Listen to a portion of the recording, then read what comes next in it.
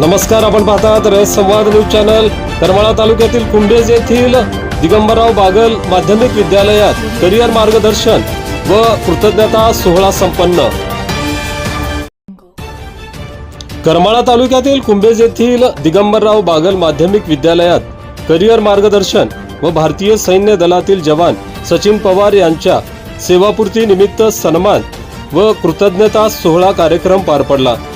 या कार्यक्रमास यशकल्याणी सेवाभावी संस्थेचे संस्थापक अध्यक्ष प्राध्यापक गणेश करे पाटील यांची प्रमुख उपस्थिती होती।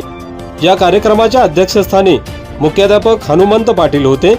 यावेळी प्राध्यापक गणेश करे पाटील यांनी मोबाईलच्या अतिरेकी वापराचे दुष्परिणाम समोर येऊ लागले असून ज्या विद्यार्थ्यांना आपले करिअर घडवायचे आहे त्यांनी मोबाईलच्या वापरावर मर्यादा ठेवल्या पाहिजेत असे मोलाचे मार्गदर्शन केले।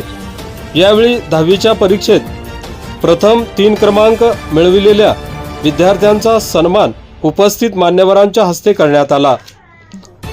ते शिकल्याने सेवाभावी संस्थेच्या वतीने डिजिटल शाळा उपक्रमासाठी स्मार्ट टीव्ही विद्यालयास प्रदान करण्यात आले।